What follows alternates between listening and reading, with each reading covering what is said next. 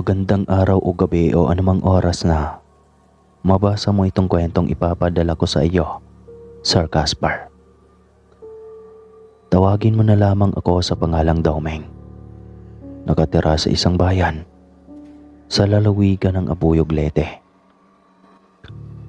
Ngunit sa kasalukuyan ay nagtatrabaho po ako dito sa ibang bansa, sa Canada, bilang engineer. Nais ko lamang pong ibahagi sa lahat ng mga tagapakinig at taga-subaybay sa channel mo ang aking karanasang hango sa tunay na pangyayari tungkol sa aswang. Noong ako ay binata pa lamang, kasama ang aking mga katrabahong si Peter at si Lito. Nang minsang napagpasya naming matulog sa bundok, nang sa ganoon ay hindi na kami uuwi pa sa baryo. Dahil sa kinakailangan naming tapusin ang pagsasaka ng niyog, pagkat may iba pa kaming gagawin sa susunod na araw. Nangyari ito dekada 90 at nung mga panahong iyon ay kasalukuyan kaming naglalakad paakyat ng bundok. Ano tol, sa sunod na araw na lang tayo bababa sa baryo para naman mapadali na yung tinatrabaho natin. Wika sa amin ni Lito. Sige tol, may bitbit naman akong bihisan tugon ko. Napagplanuhan namin ni Peter at Lito na doon na muna matulog ng ilang araw sa bundok, nang sa ganoon ay mapadali ang aming trabaho. Dahil kung uuwi pa kami sa baryo ay mapapatagal lang ang aming ginagawa at baka maabutan pa kami ng 1 linggo, sa kadahilanang mahigit 2 oras ang lalakarin namin paakyat sa nasabing bundok. At kung magpapahinga pa kami sa gitnang bahagi ay aabutan kami ng lagpas 3 oras bago makarating sa tuktok. Kaya naman sinabi ni Lito na pansamantalang doon na muna kami sa ginawa niyang kubo-kubong bahay matulog, para na rin mabantayan namin ang ginagawa at pwedeng 6:00 na ng hapon kami magmahinga. Kapag kasi uuwi ka pa ng baryo, kailangan 4:00 ng hapon, nagliligpit ka na ng mga kagamitan mo para pagsapit ng 5:00, maglalakad na kami pababa ng baryo. Tol, bilisan nyo dyan maglakad at magtatanghali na. Tirik na ang araw pagdating natin roon. Rinig kong wika ni Lito nang makalayo-layo na ito. Si Lito kasi mga kaaswang ang medyo may edad sa amin. Kaya siya ang nasusunod palagi sa kung ano man ang ipinapagawa at iuutos. Isa pa, siya ang katiwala ng amo namin pagdating sa bukirin nito. Sinagot ko naman siyang nagmamadali na ako at pagkatapos ay patakbo na kaming humabol ni Peter sa kanya. Ang bilis mo namang maglakad pare, hintayin mo kami. Pagkarereklamo ko sa kanya habang habol-habol ang hininga. Ang bagal niyo kasing maglakad kaya naiiwan ko kayo riyan Tawang-tawang wika nito sa amin at tinatagpas niyang hawak niyang itak ang gilid ng daan ng mga nakaharang na damo. Paano si Peter ang bagal maglakad? Akala mo pagong? Natatawang biro ko. Kaya naman nagtawanan kami papaahon ng bundok. Nang nasa gitnang bahagi na kami ay sandali pa kaming nagpahinga dahil sa wala kaming dalang tubig. Kaya umakyat si Lito ng niyog at nanguha ng buko. Ganoon po kasi sa probinsya mga kaaswang, lalo na sa bundok. Kapag nauhaw ka at wala kang dalang tubig paahon ng bundok, pwede kang manguha ng buko. Basta iyong sasapat lang sa'yo at kaya mong ubusin. Hindi naman magagalit ang may-ari sa ganoon. Matapos maibsan ang uhaw at pagod, ay nagpatuloy na kaming maglakad paakyat. Makalipas nga ang ilang mahigit 2 oras, ay tuluyan na kaming nakarating sa tuktok ng bundok kung saan kami magtatrabaho. Pagkarating namin sa kubo ay sandali pa kaming nagpahinga dahil sa hinihingal pa ako at naghahabol ng hininga. Grabe, ang saklap talaga ng buhay natin. Kung hindi tayo magpapakapagod umakyat ng bundok, wala tayong kikitaing pera. Wika ko. Oo nga eh. Ang hirap talaga kapag ganito na lang palagi ang buhay natin. Sigunda pa ni Peter. Natatawa lang naman si Lito at nagwika na. Hindi, maghanap na lang kayo ng mabibingwit na mayamang matanda para hindi na kayo maghihirap pa. Uy, grabe ka naman mag-isip tol. Ang sama ng tumatakbo dyan sa utak mo. Natatawang wika ko. Sa wala eh. Pinanganak kasi tayong mahirap. Kaya anong magagawa natin kundi ang magtiis? Wika muli ni Peter. Pwede namang magbago yung buhay natin basta magsisikap lang tayo. Sigunda ko sa kanila. Tara na nga, magtatrabaho na tayo. Baka kung saan-saan na naman mapunta yung usapan natin. Paanyaya ko sa kanila. Kaagad ko nang hinanda ang mga gamit na gagamitin namin para sa pangunguha ng niyog. Natapos ang araw na iyon na naging maayos naman ang aming pagtatrabaho mga kaaswang. Hanggang sa sumapit na ang gabi at nagpapahinga na kami sa loob ng kubo. Gasera lamang ang gamit namin ng mga panahong iyon. Kaya naman noong matutulog na kami, ay pinatay na ni Lito ang apoy sa gasera. Habang nagpapaantok kami't nakahiga, bigla na lang kaming nakarinig ng pagpalakpak. Yung bang akala mong may sunod-sunod na pumapalakpak. Malapit sa kubo namin iyon. Akmang tatayo na sana ako para silipin kung may tao ba sa labas ng kubo. Nang sa bigla akong pinigilan ni Lito. Ha? Bakit mo ako pinigilan par? Bulong kong tanong dito. Titignan ko lang kung may tao ba sa labas ng kubo natin. Dagdag kong wika. Huwag mo nang tangkaing silipin kung sino yung nasa labas ng kubo natin. Mas mabuting baliwalain mo na lang iyon. Matulog ka na lang tol. Sambit niya sa pabulong na boses. Ha? Bakit naman? Naguguluhan kong tanong. Kasi yung naririnig mong ingay, sigbin yon. Kaya huwag mo nang silipin at baka hindi ka pa makatulog. Pagpapaliwanag niya. Nang mga sandaling iyon ay bigla akong kinabahan dahil sa hindi naman lingid sa akin ang sinasabi niyang sigbin. Sapagkat minsan ko nang naririnig sa mga magulang kong napapagkwentuhan ang nilalang na sigbin. Muli na lamang akong bumalik sa pagkakahiga at pagkatapos ay nagtalokbong na ng kumot at nagkon na rin walang narinig.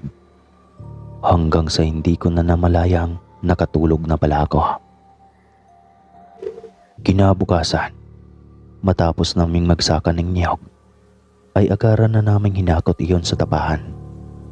Pagkatapos ay binalatan at kaagad na isinalang sa tapahan at pagkatapos ay nagsigana ako sa ilalim ng sa ganon ay mapausukan na namin iyon. Matapos ko iyong gawin ay nagsaing muna ako para magiging hapunan namin. Mag-aalising ko na kasi ng hapon noon ng mga oras na iyon. Habang nagsasaing ako ng kanin, ay may napansin akong matandang lalaki na nakatayo sa di kalayuan. Natatanaw kasi mula sa kinauupuan ko ang dadaanan ng mga taong pababa ng bundok. Yung kinapupistuhan po kasi ng kubo namin ay daanan ng mga tao ang gilid noon. Kung kaya bawat taong dumaraan mula sa liblib ay nakikita ko at halos lahat ng nagmamay-ari ng lupa sa liblib ay kilala ko sapagkat ang karamihan sa kanila ay mga kamag-anak lang ng amo namin. Ngunit sa pagkakataong iyon ay hindi ko kilala ang matandang lalaki. Kaya naman tinitigan ko iyon ng maigi kung sino ba ito. At baka kakilala ko lang iyon. At nagbabagsakaling mamumukhaan ko ito. Subalit hindi talaga sumagi sa isipan ko kung sino iyong matanda. Kaya nagtataka ako't napatanong kay Peter na kasalukuyang nagpapahinga ng mga sandaling iyon at nakaupo lang sa labas ng kubo. "Tol, kilala mo ba yung matandang iyon?" Tanong ko sa kanya, sabay nguso sa matanda. Nilingon naman ni Peter ang matandang itinuro ko sa di kalayuan. Subalit nang tignan ko ulit ang matanda, ay wala na iyon roon. Bagkus ay isang napakapangit na kulay itim na asong napakapayat at tila may galis-galis pa sa katawan ang natanaw ko mula sa kinaroroonan namin. "Anong matandang pinagsasabi mo, tol? Wala naman akong nakikita." Wika niya at sinabing baka nagugutom lang ako at kung ano-ano na iyong nakikita ko. "Ha? Hindi, tol. Nakikita ko talagang matandang lalaki kanina doon sa may daanan." Giit ko sa kanya. "Hay nako, baka nagugutom ka lang talaga. Bilisan mo na lang magsaing dyan at para makakain na tayo pagdating ni Lito. Baka gutom lang yung nararamdaman mo kung ano-ano nang nakikita mo."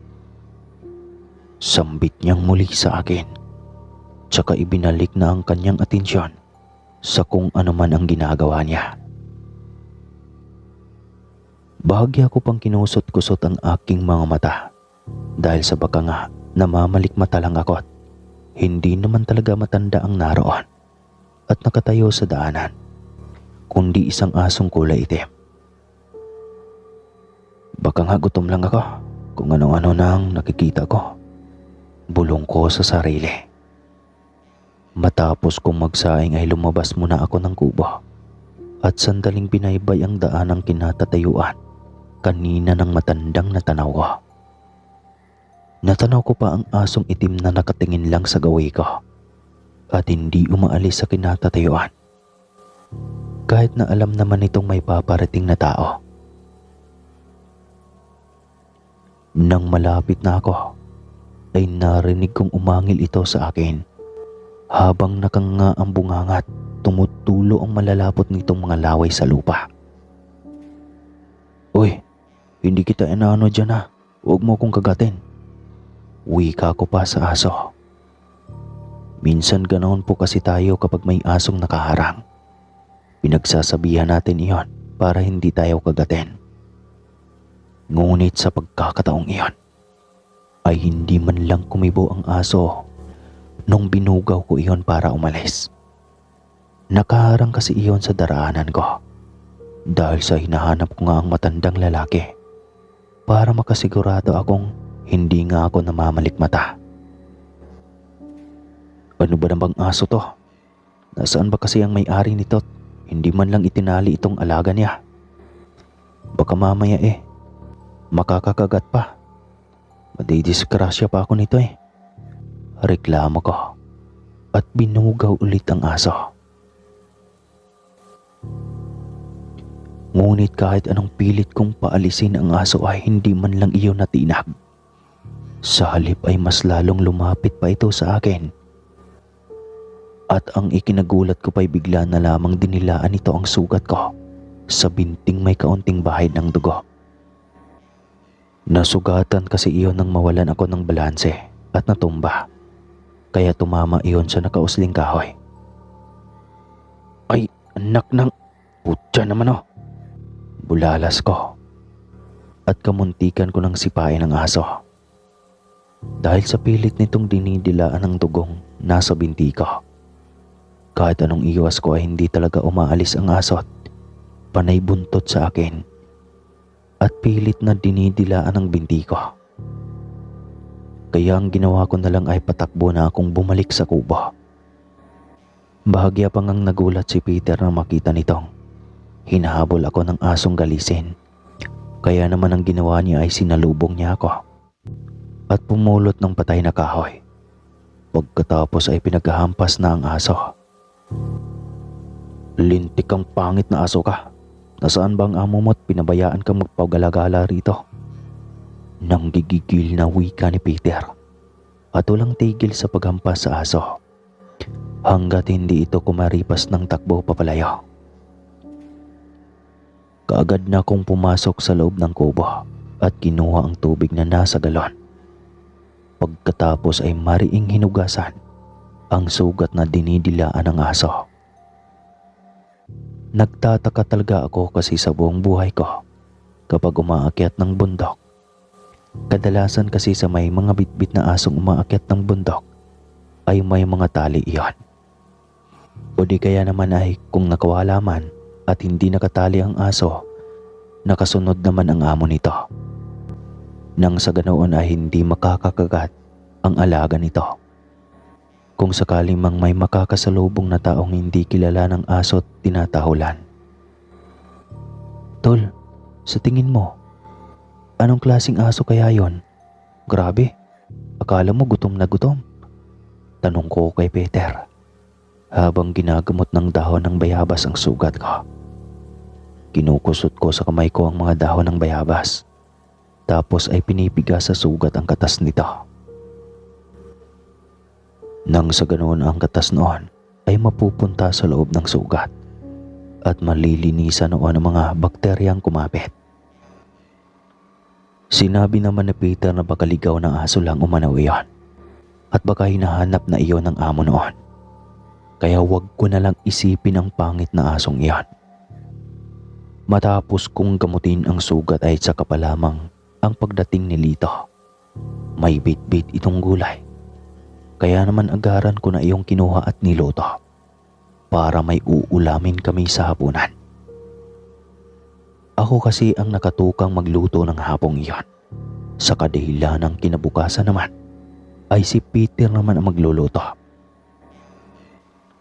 Makalipas ang ilang sandali ay tapos na akong magluto. Kaya pumasok na kami sa loob ng kubo at kumain na. Dahil sa sinakop na ng dilim ang buong paligid. Pagkatapos namin kumain ay niligpit ko na ang pinagkainan namin. At pagkatapos ay nagpapahinga na sa labas ng kubo at nagkukwentuhan.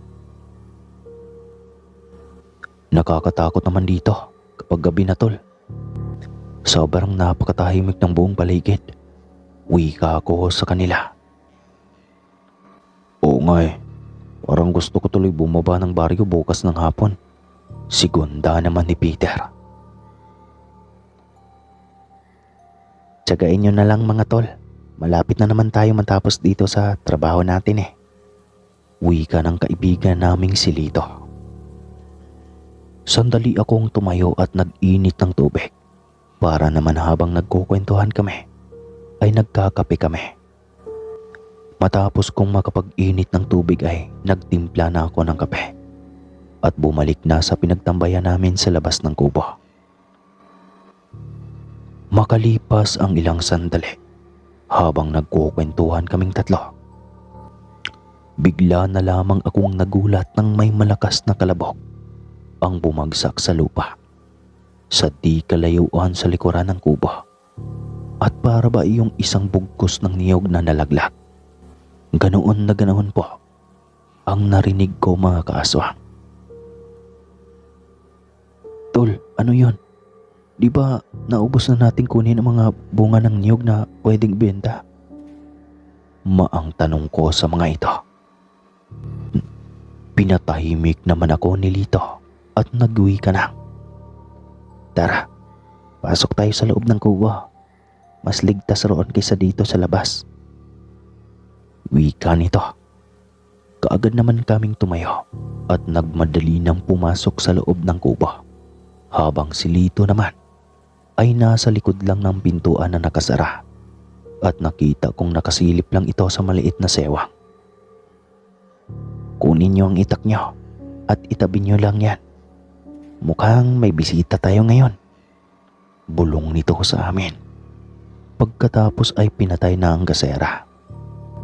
Hindi ko maintindihan kung ano ang ibig sabihin ni Lito kung sino man ang kanyang tinutukoy na bisita. Hanggang sa ilang sandali pa ay bigla na lamang lumakas ang simoy ng hangin na tila ba may paparating na bagyo. Dahil biglang lumalakas ang paghampas ng mga dahon sa puno ng santol na nasa tabi lang ng kubo namin. Nakarinig na rin kami ng mahinang paghagok ng hayop na tila ba isang baboy iyon sa pandinig ko. Kaya lang ay, ang ipinagtataka ko, paanong nagkaroon ng baboy sa gawin namin? Gayong ang alam ko ay walang nag-aalaga ng baboy roon. Akmang magtatanong pa sana ako kay Lito nang bigla na lamang nitong binuksan ang pintuan at tumakbo palabas. Kaya mabilis na kaming tumayo ni Peter at sumunod sa kanya. Nung matapat na nga kami sa may pintuan ay doon na nanlaki ang aking mga mata at biglang lumakas ang kabog ng aking dibdib. Dahil sa nakita ko ang isang nakakakilabot na hugis ng tao. Ngunit ang katawan ay punong-puno ng balahibo at ang mukha nito ay kawangis ang baboy ramo na nakausli pa ang mga matutulis nitong mga ngipin. Nanlilisik ang mga mata nitong kulay pula habang nakatingin sa gawin namin. Nakasalukuyan ay malapit na ito sa harapan ng pintuan namin. Kaagad namang umalingasaw ang napakabahong amoy na sumasabay pa sa hanging pumapasok sa aming kubo ng mga sandaling iyon. Kaya napatakip ako ng ilong at nang balingan ko ang aking kaibigang si Lito, ay galit na ito at nakaamba na ang itak sa nilalang. Kumikintab pa iyon dahil sa nasisinagan ito ng liwanag ng buwan. "Buisit kang aswang ka! Ang lakas ng loob mong lusubin kami rito." Galit at pasigaw ng wika ni Lito habang inaambahan niya ng itak ang aswang. Nang sa ganoon ay hindi ito makalapit. Mabilis namang napailag ang aswang at tumakbo ito patungo sa kagubatan. Kaya naman nagmamadali niya nang hinabol ang aswang, bit-bit ang itak. Mabilis naman kaming sumunod ni Peter sa kaibigan namin. Dahil sa nag-aalala kami sa kaibigan namin at baka mapano pa ito sa ginagawang paghabol sa aswang.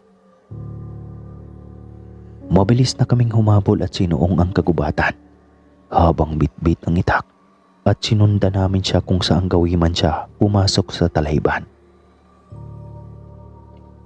"Tol, sandali, hintayin mo kami." Pasigaw kong tawag sa kanya. Dahil sa dire-diretso na ito kung tumakbo. Ilang sandali pa ay malapit na naming maabutan ni Peter ang kaibigan namin sa masukal at magubat na hindi pa naman kalayuan mula sa kubo namin. "Tol, huwag kang lumayo. Huwag mo nang habulin ang aswang na yan." Sigaw ko sa kanya. Maya-maya pa ay may isa pa kaming nararamdamang tumakbo sa hindi kalayuan papalapit sa gawin namin ni Peter. Kaya kaagad kong nilipot ang aking paningin. Umupo ako saglit at nung masilayan ko na ang nilalang, ay bigla na lang nanindig ang aking balahibo sa batok. Sa kadahilanang ito yung asong nakita ko kaninang hapon, nakamuntika na akong lapain. Subalit ang kinaibahan lamang ngayon ay nagbabaga ang mga mata nitong kulay pulat. Nagtaasan ang mga balahibo na tila ba anumang oras ay susugod ito sa aming dalawa ni Peter. Hanggang sa walang ano-ano ay bigla na lamang itong kumaripas ng takbo papalapit sa akin at agaran akong sinunggaban.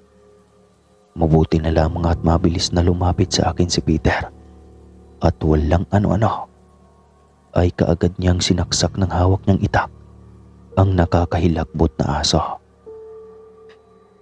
Kaagad namang sumugod ang aswang na hinabol kanina ni Lito papalapit sa amin. Ngunit mabilis na itinutok ni Peter ang itak sa aswang at walang sabi-sabi ay mabilis na siyang tumakbo pasalubong sa aswang at agarang isinaksak iyon. Subalit mabilis na nakailag ang aswang. Kung kaya ay daplis lamang ang natamo nito at umaangil ng napakalakas bago tumakas palayo. Si Lito naman ay nagmamadali ng tumakbo papalapit sa amin.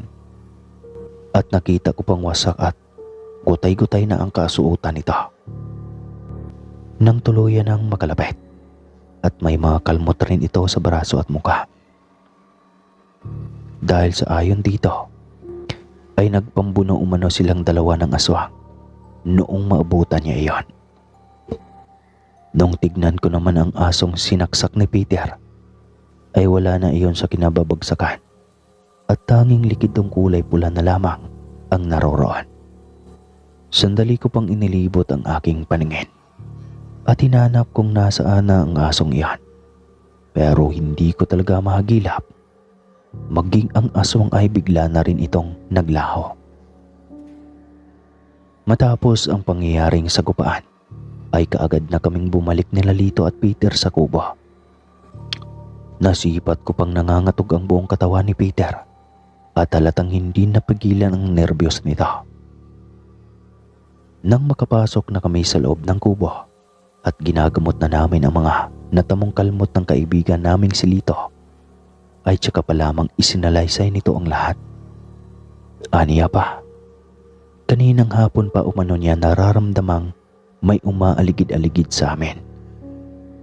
Pero hindi niya lang muna iyon pinansin at baka nagkamali lang siya sa kanyang inaakala. Subalit nung may nakita siyang asong kulay itim at galisin, ay bigla niyang naalala nung nakaraang gabi yung sigbin na naririnig namin sa labas ng kubo na nagpaikot-ikot lamang at nagkukumahog pumasok. Lentik pre, uwi na tayo bukas. Di bali nang magtiyaga tayo mag-akyat baba sa bundok. Huwag lang ulit tayong makaengkwentro ng ganitong klaseng nilalang. Bulalas na wika ni Peter matapos lumagok ng tubig. Hayaan nyo at alamin ko kung sino yung aswang na sumugod sa atin. Bukas na bukas ay makikibalita ako pag uwi natin sa baryo. Kung may bagong salta ba o kaya ay may mga bisita ba silang kakaiba ang kinikilos. Wika ni Lito sa amin. Mas maganda pa ngang mag-uwian na lang tayo sa baryo tol. Mahirap ng ganito. Hindi tayo sigurado kung ligtas ba tayong matutulog o hindi. Wika ko sa kanila. Dahil sa natrauma na ako sa nangyari sa amin ng gabing iyon. At pakiramdam ko ay hindi ko nakakayanin pa sa susunod kapag nangyari ulit sa amin ang karanasang iyon. Kinabukasan nga ay hindi muna kami nagtrabaho. Bagkus ay bumaba kami ng baryo at nakibalita. Sa iba pang mga kaibigan roon at doon nga ay napag-alaman naming hindi lang pala kami ang inaswang. Dahil maski sa baryo rin pala namin ay may namiminsalang aswang at hindi lang matukoy kung sino iyon. Pero isa lang ang kanilang sinasabi at hinala. Pagkat bago pa umano nagpakita ang aswang sa kanila, ay may asong kulay itim na umaaligid-aligid sa kanilang bahay tuwing pumapatak na ang 6:00 ng hapon. Dahil sa nangyaring iyon mga kaaswang ay minadali na namin ang ginagawa naming trabaho sa bukid. At pagkatapos ay bumaba na kami ng baryo at hindi na kami muling natutulog pa sa bukid. Wika pa ni Lito, di bali nang matagalan kami sa pagtatrabaho. Ang importante ay ligtas kaming tatlong makakapagpahinga at payak pa kaming matutulog sa gabi. Ilang araw ang lumipas ay narinig kong na nag-uumpukan at nag-uusap ang mga magkakapitbahay. Ayon sa mga ito, ay nabalitaan umano nila ang isang matandang lalaking bagong salta sa kalapit baryong may mga alagang asong itim na namatay na umano ito. At aniya pa, ay bantog raw na aswang ang matandang iyon sa baryong inalisan nito at kaya umano umalis ang matanda dahil sa pinagbantaan na ito ng mga kapitbahay na papatayin kapag hindi pa tumigil sa pang-aaswang.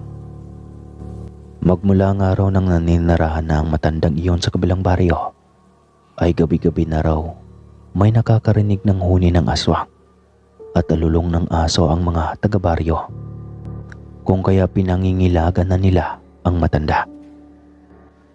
Laking perwisyo rin daw ang aso nitong ginagalis na, dahil kahit katanghali ang tapat ay umaalulong raw iyon, at saktong pagpatak ng 12:00 ng gabi ay doon na naman mag-uumpisang umaalulong hanggang sa sumapit ang 3:00 ng madaling araw.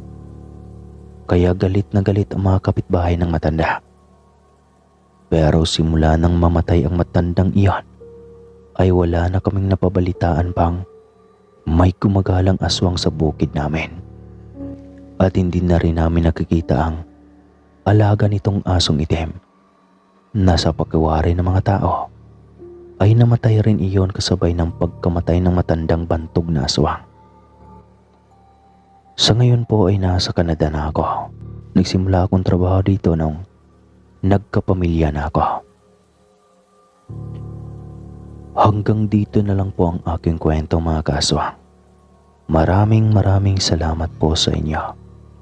Muli po, gumagalang Dauming ng Leyte.